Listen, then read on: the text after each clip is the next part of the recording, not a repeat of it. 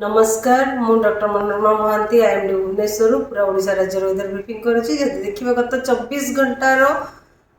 rainfall record तेबे सर्वाधिक rainfall Homer Sonpur ठारे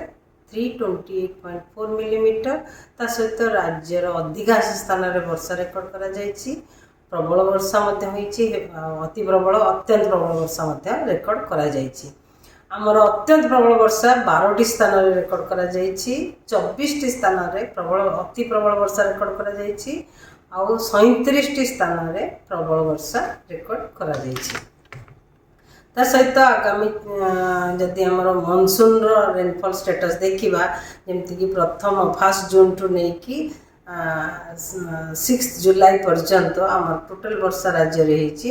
324.2 मिलीमीटर जोटा कि आम नॉर्मल वैल्यू रही 265.8 मिलीमीटर जहाँ फल आमर पूरा राज्य रे वर्तमान 22% एक्सेस रेनफॉल रेकर्ड करा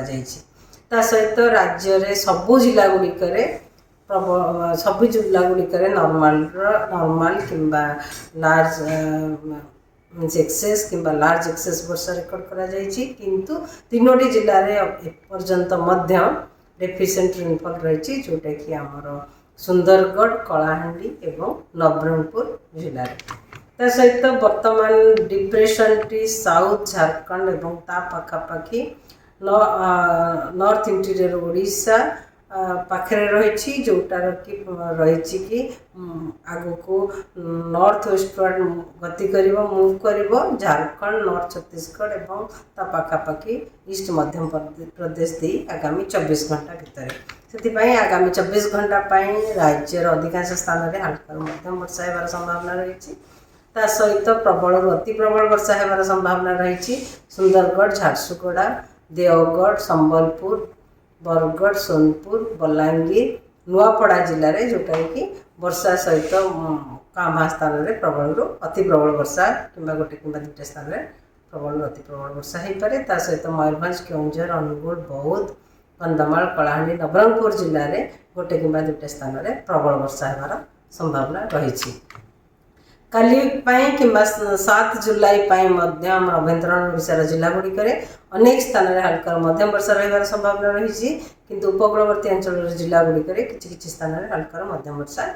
रही संभावना रही सहित मयूरभंज केउंझर जिले में गोटे कि 2टा स्थान में प्रबल वर्षा होबार संभावना रही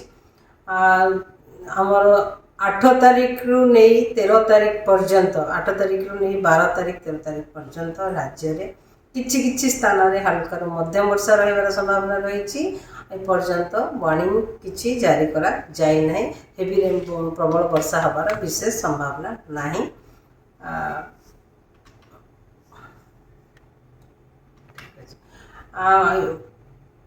मत्स्यजीवी मानक वार्निंग जारी करा जायछि आज एवं काली आगामी 2 दिन मत्स्यजीवी मानक एडवाइस करा जायछि कि आमर उपकूल ओडिशार उपकूल अंचल फिशिंग न जावाई कारण समुद्र अशांत आगामी 2 दिन पर्यंत स्कली वेदर माने वर्षा सहित पवन पवन बेग 35 to 45 किलोमीटर पर आवर और झटका पवन बेग